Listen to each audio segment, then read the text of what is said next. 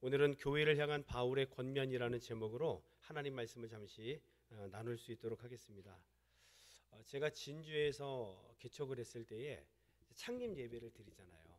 그러면 이제 노회 지방에 있는 그 목사님들이 다 이렇게 오셔서 예배 설교도 해주시고 또 축도도 해주시고 그다음에 권면도 해주시고 축사도 이렇게 해주십니다. 근데 그때 그 당시 아마 우리 그 노회에 청무 목사님이셨던 것 같아요. 그분이 권면의 말씀을 해주십니다. 권면의 말씀을 해주셨는데 설교 끝나고 이제 뭐 권면의 말씀도 하고 축사도 하고 쭉 이제 행사가 이렇게 준비되어 있는 거죠. 근데 그분의 권면을 제가 잊을 수가 없습니다. 그분이 어떤 권면을 해주셨냐면 한번 들어보세요. 시골 교회의 어떤 목사님이 개척을 해갖고 힘들게 목회를 하시다가 이제 성도님들이 이제 목사님 그동안 고생하셨으니까 태국에 잠깐 여행 좀 다녀오세요 하고 여행을 보내줬다고 합니다.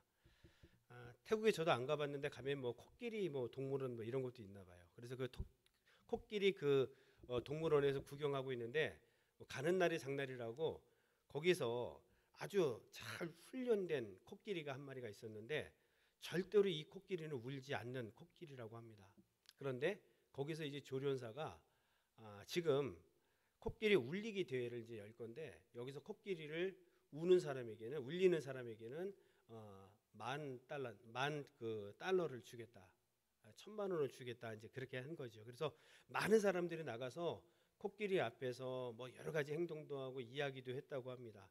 심지어 많은 한국 사람들이 참여를 했는데 그 한국 사람들 가운데에서 어떤 이는 심청전을 이야기를 해주기도 하고 콩쥐팥 이야기도 이렇게 해줬다고 합니다. 그럼에도 불구하고 울지 않은 거죠.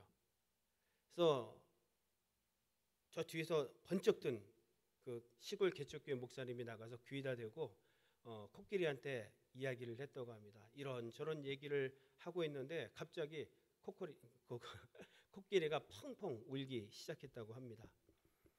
그 이유는 뭐라고 했는데 그렇게 우냐 그랬더니 그 귀에다 대고 본인이 시골에서 개척한 얘기를 했다는 거죠. 근데 그 이야기를 듣고 코끼리가 펑펑 울었대요. 그래서 그 목사님이 상금 1만 달러를 받아서 한국으로 돌아와서 목회를 열심히 했습니다. 그래서 그분은 야 이게 하나님의 위로다 이렇게 생각을 했다는 거죠. 근데 1년 뒤에 그 코끼리가 있는 동물원에서 연락을 또 받았대요. 어떤 연락이냐면 작년도 우승을 했으니까 이번에 그 훈련을 단단히 시킨 그 코끼리가 절대로 두 발을 들지 않는다는 거죠. 근데 두 발을 드는 자에게는 더 많은 상금이 걸린 겁니다. 2만 달러. 네. 그래서 이 목사님도 간 거예요. 내가 가서 교회에 도움이 되자. 그래서 이제 가서 쭉 이제 이야기를 하는데 절대 그 코끼리가 두 발을 들지 않는 그런 상황 속에서 목사님이 또 나가신 겁니다. 그래서 목사님께서 귀에다 대고 이야기를 했더니 그 코끼리가 두 발을 번쩍 들었다는 거예요. 뭐라고 얘기했습니까? 사회자가 물어보니까 귀에다 대고 가서 너 나 누군지 알지? 했더니 안다고 끄덕이더라고요. 그러면서 작은 그 목소리로 귀에다 대고 작년에 내가 개척교회 하면서 어려운 얘기했을 때 너 운 거 기억하지? 그랬더니 그렇다고 하더라고요. 코끼리가 너 나오고 시골 가서 개척교회 할래? 아니면 두 발 들래? 이랬더니 두 발을 번쩍 들어서 이렇게 흔들었다고 하는 거예요. 그러니까 그래서 또 2만 달러 상금을 받았다고 하는데 그만큼 이제 개척이 힘들다는 거죠. 목회가 힘들다는 거죠. 저도 이제 그때 교회 이제 개척을 하고 이제 창립 예배를 드리는 그 순간에 굉장한 많은 은혜를 받았어요. 참 이게 코끼리가 마다할 만한 이 어려운 일이구나. 참 힘들지만 그러나 하나님께서는 또 도움의 손길을 또 베풀어 주시겠구나. 근데 그때 다른 것은 다 잊어버려도 그 총무 목사님께서 해주셨던 권면의 말씀은 이런 말씀이셨어요. 뭐 저기 뒤에 아내하고 우리 은성이는 그때 어렸으니까 잘 모르겠는데 다 기억할 거로 알고 있습니다. 여러분 그렇습니다. 우리에게는 때로는 권면이 필요합니다. 그리고 그 권면을 들었을 때에 특별한 또 하나님의 은혜를 우리가 경험할 수가 있는 겁니다. 오늘 우리는 빌립보 교회에 대한 말씀을 함께 나누려고 합니다. 빌립보 지역의 특징이 있습니다. 빌립보는 여러분 교회에서 로마에서 굉장히 좀 멀리 떨어져 있습니다. 적어도 한 1800km 정도 떨어져 있는 상황인데 그럼에도 불구하고 로마의 정책에 의해서 로마와 같은 번영을 함께 이루었던 그 도성이 바로 빌립보 성이었던 것입니다. 그래서 빌립보 성에서 태어난 사람들은 그 당시만 해도 사도 바울도 로마 시민권을 갖고 있었지만 이 시민권 따기가 그렇게 쉽지가 않았거든요. 근데 그 빌립보 성에서 태어나면은 그냥 시민권이 주어졌습니다. 마치 이 미국 땅에서 어린아이가 태어나면은 미국 시민권자가 되는 것처럼 말이죠. 자, 그렇게 살기 좋고 모든 것이 풍부하며 로마의 어떤 그 도움을 받아서 승승장구하는 도성이 바로 빌립보인데, 그렇다면은 빌립보 교회의 현 주소는 어떠하겠는가라는 겁니다. 여러분, 빌립보 교회를 누가 개척했는지 아시죠? 바울이 개척했습니다. 사도행전 16장 나중에 집에 가서 한번 읽어보시기 바랍니다. 바울이 직접 눈물과 땀과 기도로서 세운 교회가 바로 빌립보 교회였습니다. 그래서 처음 루디아의 집에서 교회를 시작을 하게 된 것이죠. 그런데 빌립보 교회에 내부적인 문제와 외부적인 문제가 있었습니다. 그런데 그것이 굉장히 힘들고 큰 문제였어요. 내부적으로는 어떤 문제가 있었냐면은 유대 율법주의자들이 들어와서 복음으로만 구원받느냐? 아니다. 할례를 받아야 된다 하면서 온통 교회를 어지럽혔어요. 그리고 또 하나는 뭐냐면은 반도덕주의자들이 들어왔습니다. 구원 받았으면 마치 여러분 구원파가 그런 것 같아요. 구원파는 너가 언제 구원받았는지 그 날짜와 시간을 알면 그 구원받았기 때문에 그냥 막 살아도 된다고. 결국은 그 얘기거든요. 구원파의 내용은. 그런데 지금 이 반도덕주의자들도 그 얘기를 하는 겁니다. 우리가 한번 구원받았으니까 도덕적으로 그냥 살아도 된다는 겁니다. 죄를 지어도 상관없다는 그런 식의 어떤 내용들이 교회에 들어오다 보니까 내부적으로 엄청난 문제들이 발생을 했습니다. 뿐만 아니라 그 사역자 가운데에 큰 영향력을 가진 두 여인이 있었는데 그 두 여인의 갈등으로 인해서 교회가 굉장히 힘들었던 그런 상황이 오늘 본문에 보면 나오게 됩니다. 그리고 외부적인 여러분 그 문제도 있었습니다. 어떤 문제가 있냐면 이 빌립보 지역을 그 로마가 직접 여러분 도와준다고 얘기를 했잖아요. 그러다 보니까 이 빌립보는 로마 황제를 숭배하는 자들이 엄청 많았어요. 그들이 교회를 바라봤을 때에 하나님을 섬기고 예수 그리스도를 믿으라 전도하니까 이거는 보통 일이 아닌 것이죠. 그래서 엄청난 외부적인 핍박을 받고 있었던 상황, 바로 그것이 지금 현재 빌립보 교회가 당한 그 교회 내부와 외부의 현재 상황이었습니다. 이것 때문에 교회가 굉장히 심하게 흔들리고 있었던 겁니다. 그런데 1800km나 떨어져 있었던 로마의 감옥에서 사도 바울은 여전히 빌립보 교회를 사랑하면서 오늘 본문 말씀을 보니까 그 교회에 꼭 필요한 권면의 말씀을 오늘 해주고 있는 겁니다. 오늘 이 바울이 교회를 향한 이 따뜻한 권면이 저와 우리 성도님들 그리고 우리 교회를 향한 권면이 되기를 주의 이름으로 간절히 축원합니다. 자, 그럼 어떤 권면을 했는가? 먼저 1절 말씀을 한번 보도록 하겠습니다. 시작. 그러므로 나의 사랑하고 사모하는 형제들, 나의 기쁨이요 면류관인 사랑하는 자들아, 이와 같이 주 안에 서라. 아멘. 한번 따라합시다. 이와 같이 주 안에 서라. 시작. 이와 같이 주 안에 서라. 아멘. 이와 같이 주 안에 서라. 별로 길지 않는 문장이지만 굉장히 중요한 그러한 내용입니다. 이와 같이 주 안에 서라. 이와 같이가 뜻하는 것은 무엇일까라는 겁니다. 지금 사도 바울이 빌립보서가 4장까지 있는데 1장에서 3장까지의 내용을 쭉 이야기를 합니다. 어떤 이야기들이 있었냐면 내가 너희에게 촉구했던 것처럼 이런 의미이거든요. 3장 끝부분에 보면은 구체적으로 천국 시민권에 대해서 이야기합니다. 빌립보 형제들아, 너희들은 하늘의 시민권을 가진 자다. 천국의 시민권을 가진 자이기 때문에 그 시민권을 가진 자처럼 행하라 이렇게 얘기한 겁니다. 지금 빌립보 성도들한테는 이 시민권 이야기가 아주 귀에 쏙쏙 들어왔을 거예요. 왜냐하면 태어나자마자 그들은 로마 시민권을 받았기 때문입니다. 그러니 천국 시민권에 대한 이야기도 쏙쏙 들어왔을 거예요. 지금 빌립보 교회의 성도들은 말이죠, 로마 시민권을 가지고 있었고 더 나아가 하늘의 시민권, 천국 시민권을 가지고 있는 겁니다. 그래서 이 천국 시민권을 가지고 있는 자들처럼 너희들이 살아야 해. 그것이 어떠한 삶인가? 바로 주 안에 서는 삶. 지금 이렇게 살라고 권면을 해주고 있는 겁니다.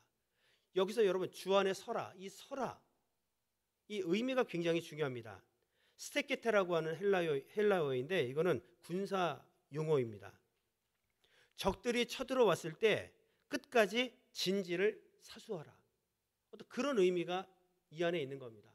싸우다가 안 될 것 같으니까 도망가라 그런 개념이 아니라 이 스테케테라고 하는 헬라어는 너희들이 전쟁을 하고 있을 때에 적들이 쳐들어왔을 때에 끝까지 도망치지 말고 진지를 사수하라, 그런 의미가 있습니다. 이런 의미로 너희들이 지금 내부적으로 외부적으로 수많은 핍박이 있고 고난이 있고 어려움이 있는데 어떻게 하라는 거예요? 주 안에서 이렇게 서라. 그런 의미를 사도 바울이 빌립보 교회에 주고 있는 겁니다. 끝까지 그리스도 안에 자리를 잡고 그리고 믿음으로 사수하라라는 것입니다. 지금 여러분 내부 외부적으로 굉장한 많은 유혹과 핍박과 고난이 있었기 때문에 흔들리는 성도들이 굉장히 많았다는 겁니다. 빌립보 교회 안에. 그런데 그러한 자들 안에 정말 중요한 것이 뭐냐면 다 떠나서 주님 안에 뿌리를 내리고 믿음으로 흔들리지 말고 눈을 들어 주님을 바라보며 나아가라. 오늘 그 말씀을 해주고 있는 겁니다. 여러분 세상이 우리를 얼마나 미혹합니까? 사단이 얼마나 우리를 공격하고 있습니까? 그런 가운데 때로는 우리가 믿음으로 서 있지 못하면 흔들릴 수밖에 없단 말이죠. 그런데 오늘 하나님께서 오늘 우리 교회와 그리고 우리 가정과 그리고 나에게 귀한 말씀을 주시는 겁니다.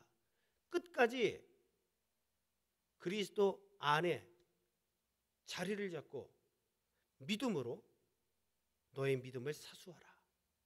오늘 이러한 멋진 권면을 빌립보 교회 위에 주신 겁니다.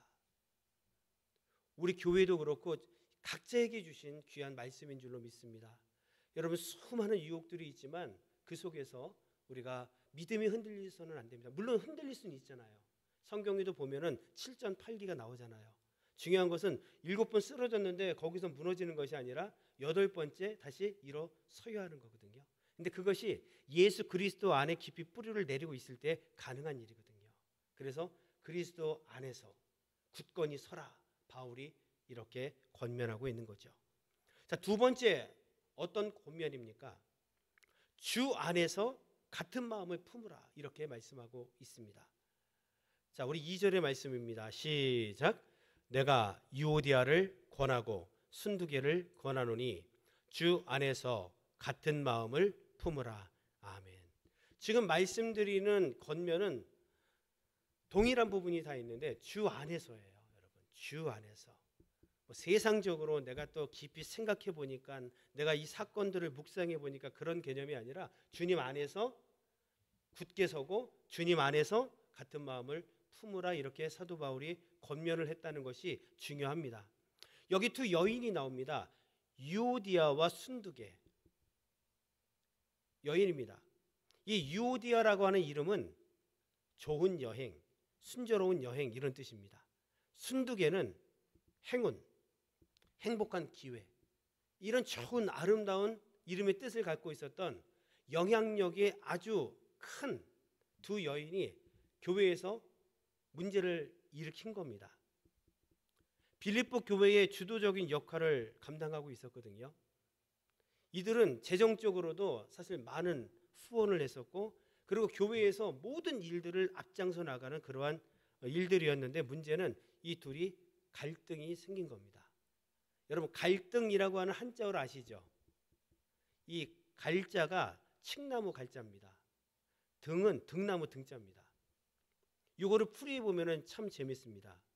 칡나무와 등나무가 서로 뒤엉켜 있는 것이 무슨 뜻이냐면 갈등이라는 의미입니다. 칡나무는 왼쪽으로 감아 올라가는 습성이 있다고 합니다. 그런데 등나무는 오른쪽으로 감아 올라가는 특징이 있다고 합니다. 그러니까 왼쪽으로 같이 올라가면 괜찮았을 텐데, 아니면 오른쪽으로 같이 감아서 올라가면 괜찮았을 텐데, 칡은 왼쪽으로 올라가고, 그리고 등나무는 오른쪽으로 올라가니까 결국은 뒤 엉키게 되어 버리는 것. 바로 그것이 바로 갈등이라는 겁니다. 교회에 영향력이 있는 두 분이 마음을 맞지 못해서 결국은 빌립보 교회에 이러한 문제가 발생을 한 겁니다. 여러분, 그때에 사도 바울이 주님 안에서 같은 마음을 품으라 이렇게 말합니다. 주님 안에서가 아니라 개인적으로는 여러분 같은 마음을 품지 못할 수도 있지 않겠습니까? 각자 경험이 다르고 각자 추구하는 어떤 이상도 다르고 서로 개인적으로 다를 수 있단 말이죠. 그러나 주님 안에서라고 하는 전제가 있으면 그건 틀린 문제입니다. 그죠? 주님 안에서 같은 마음을 품는 것은 내가 개인적으로는 다른 마음을 품고 있지만, 그러나 주님 안에서 어떤 마음을 품어야 될지는 동일한 겁니다. 왜냐하면 성경에 아주 적나라하게, 그리고 우리가 어떻게 살아야 될지를 정확하게 말씀해 주고 있기 때문입니다. 그러니까 사도 바울이 지금 빌립보 교회를 향해서 같은 마음을 품으라라고 하는 의미는 뭐냐 하면 그리스도 예수 안에서 같은 방향으로 올라가라, 그런 의미겠죠. 나는 왼쪽으로 갈래, 나는 오른쪽으로 갈래, 가다 보면 결국은 또 엉켜지게 되니까 그렇게 하지 말고 같은 방향으로 올라갈 것에 대해서 이야기하고 있는 겁니다. 그리고 같은 의견을 가지라. 그리스도 안에서, 여러분 예수 안에서는 같은 생각을 품을 수밖에 없습니다. 함께 그리스도 중심으로 의견을 일치할 수밖에 없는 겁니다. 결국 이 말은 주님 안에서 주님의 마음을 같이 품으라, 이런 뜻 아니겠습니까? 그렇다면 주님의 마음은 어떤 뜻인가요? 주님의 마음은 빌립보서 2장에 보면 여러분 쫙 나와 있잖아요. 우리 예수님께서도 하나님이신데 하나님과 동등됨을 취하지 아니하시고 오히려 자신을 낮추시고 결국에 가서는 나보다 남을 좋게 여기는 이러한 마음이 바로 그리스도의 마음이라고 성경은 분명히 말씀하고 있죠. 그래서 분명히 이야기하고 있는 겁니다. 유오디아와 순두계, 그들을 향해서도, 그리고 빌립보 전체를 향해서도 그리스도라고 하는 아주 중요한, 우리 주님을 생각하면서 같은 방향으로 올라가고 같은 생각을 통해서 하나가 될 것에 대해서 이렇게 권면하고 있는 거죠. 그래서 여러분 교회 공동체는 굉장히 중요합니다. 우리가 같은 마음을 품는 게 중요합니다. 그게 세상적인 마음을 같이 품는 것은 여러분 분명 힘든 일들이 많이 찾아올 수 있어요. 왜냐하면 수지타산이라는 것도 있을 수 있고 또 결국 내 마음과 저 마음이 세상 살아가는데 다를 수 있기 때문에 그렇습니다. 그런데 성경을 중심으로 했을 때는 그것은 다른 말이라는 거죠. 그래서 사도 바울은 빌립보 교회뿐만 아니라 고린도 교회를 향해서도 그렇게 외친 적이 있죠. 고린도전서 1장 10절 말씀입니다. 같이 한번 읽어보겠습니다. 시작. 형제들아, 내가 우리 주 예수 그리스도의 이름으로 너희를 권하노니 모두가 같은 말을 하고 너희 가운데 분쟁이 없이 같은 마음과 같은 뜻으로 온전히 합하라. 아멘. 무슨 말입니까? 그리스도 중심으로 그리스도 안에서 같은 말과 같은 마음과 같은 뜻으로 온전히 합하라. 하나가 되라. 이렇게 지금 고린도 교회를 향해서도 아주 귀한 권면의 말씀을 해준 적이 있다는 것이죠. 이 말씀은 우리 교회뿐만 아니라 각 가정에서도 동일하고 개인적인 신앙생활을 하는 저와 우리 성도들에게도 동일한 특별한 하나님의 은혜가 될 줄로 믿습니다. 자, 세 번째 권면한 것이 있습니다. 여러 가지가 있지만 저는 요 세 번째 말씀을 하고 마치려고 합니다. 주님 안에서 기도하라는 겁니다. 기도도 주 안에서 하는 거예요. 이 주 안에서 기도하는 것은 내가 입술로 주 안에서 기도합니다 한다고 주 안에서 기도하는 것은 아니겠죠. 자, 우리 한번 빌립보서 4장 6절 말씀을 한번 읽어봅시다. 시작. 아무것도 염려하지 말고 다만 모든 일에 기도와 간구로 너희 구할 것을 감사함으로 하나님께 아뢰라. 아멘. 자, 우리가 이 기도에 대한 이 성경 구절을 암송도 합니다. 저도 암송하고 우리 교회 성도님들은 아마 다 암송할 것 같아요. 근데 여기서 저는 어디에 집중적으로 말씀을 드리려고 하냐면 염려라는 단어입니다. 염려. 여러분, 요즘에 중국발 코로나가 또 다시 심상치 않게 고개를 들고 있다고 하죠. 그리고 동남아 중심적으로 아마 지금 굉장히 또 퍼지고 있는 상황인 것 같습니다. 뭐 코로나까지 갈 것도 없고 감기 바이러스만 우리가 생각을 해도요. 감기 바이러스가 우리가 면역력이 떨어지면 침투하게 되죠. 그러면 우리 몸에 면역력이 떨어져 있기 때문에 증식이 되면서 결국에 가서는 기침하게 되고 목이 아프고 콧물 나고 감기가 걸릴 수밖에 없습니다. 코로나는 말할 것도 없겠죠. 근데 여러분, 그뿐만이 아니라 염려라고 하는 것도 그렇다는 거예요. 염려라고 하는 영적인 바이러스가 우리 가운데에 침투하죠. 근데 우리가 영적인 면역력이 떨어져 있을 때 어떤 일이 발생할까요? 그 염려가 들어와서 우리 생각과 우리의 마음을 완전히 뒤집어 흔들어 놓는 겁니다. 그래서 결국은 이 염려라는 것이 우리 안에서 증식이 되어 더 나아가게 되는 겁니다. 염려로 시작했던 것이 이제 의심이 되고 낙심이 되고 절망이 되고 심지어 다툼까지 일으키게 되는 이런 안타까운 것이 어디에서부터 시작이 되냐면 염려에서부터 시작이 된다는 겁니다. 그런데 보세요. 성경은 뭐라고 이야기합니까? 주님 안에서 염려하지 말고 기도하라고 말씀하고 있어요. 무슨 얘기입니까? 우리 마음속에 크고 작은 건 중요하지 않아요. 염려가 떠오를 때에 하나님께서는 무엇을 하라는 겁니까? 기도하라는 뜻입니다. 여러분 동의하십니까? 그런 염려가 우리 가운데에 떠오를 때에 하나님께서 말씀하신 것은 뭐냐면 세상적으로 우리가 풀 것이 아니라 하나님 앞에 기도하라 이렇게 말씀하고 있습니다. 여러분 한번 생각해 보세요. 내가 지금 가장 염려하고 있는 일들은 무엇입니까? 이건 제 말이 아닙니다. 예수님께서 마태복음 6장 25절부터 34절까지 쭉 어떤 말씀을 주셨냐면 목숨을 위하여 무엇을 먹을까? 무엇을 마실까? 무엇을 입을까? 염려하지 말라고 합니다. 근데 우리의 대부분의 염려는 다 뭐냐면 그런 염려들인 것 같아요. 그래서 그것이 꼬리에 꼬리를 물어서 더 큰 염려를 가지고 오는 것이죠.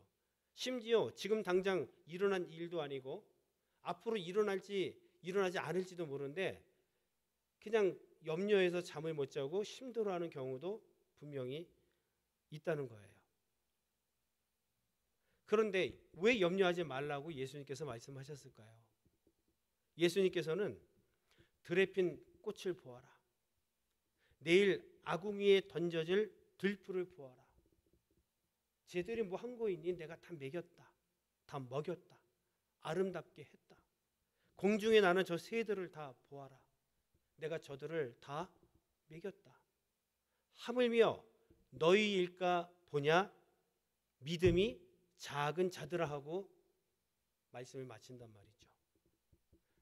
그러니까 이 염려는 뭐에 대한 문제냐면 진짜 걱정이 되거나 그 문제가 아니라 믿음에 관한 문제인 거예요.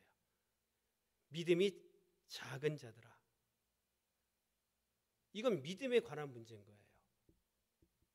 혹 여러분 우리 안에 지금 내 발등에 떨어져 있는 그 염려가 무엇인지를 한번 생각해 보세요.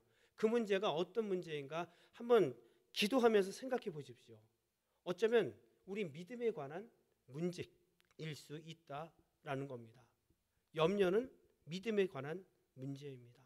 그런데 오늘 사도 바울은 뭐라고 얘기한 거예요? 이런 염려가 생길 때 뭐 하라는 거예요? 기도하라. 하나님 앞에 엎드려라. 하나님 앞에 무릎 꿇으라. 이렇게 말씀하고 있는 겁니다. 왠지 아십니까? 7절입니다. 시작. 그리하면 모든 지각에 뛰어난 하나님의 평강이 그리스도 예수 안에서 너희 마음과 생각을 지키시리라. 아멘. 영적인 명령력이 떨어졌을 때에는 염려라고 하는 것이 내 머릿속을, 내 마음을, 결국 내 믿음을 막 그냥 휘젓고 다니는 거죠. 그런데 여러분 보세요. 뭐라고 이야기합니까? 우리가 염려가 닥쳤을 때에 무릎 꿇고 기도하면 우리 마음속에 우리 주님께서 평강을 주신다. 그러므로 그 평강이 내 마음과 생각을 지킨다는 겁니다. 절망이 어디 떠오르겠습니까? 낙심이 어디 떠오르겠습니까? 그런 문제가 없는 것이 아니라 실제로 내 발등에 떨어졌다 할지라도 결국에 가서는 기도할 때에 하나님께서 내 안에 평강의 바이러스를 허락해 주시고 이 평강을 통해서 내 생각을 붙잡고 내 마음을 붙잡아서 평안할 수 없는 상황 가운데에 평안을 주신다고 성경은 분명히 말씀하고 있습니다. 지금 내 생각을 붙잡고 있고 내 생각을 그리고 내 마음을 붙잡고 있는 것이 무엇입니까? 한번 생각해 보셔요. 여전히 염려 때문에 내 생각이 떠나지 않고 그리고 내 마음이 힘들다 하면 여러분 다시 오늘 이 말씀 부여잡고 기도하면서 주님께로 나아가는 저와 여러분들이 다 되시기를 주의 이름으로 간절히 축원합니다.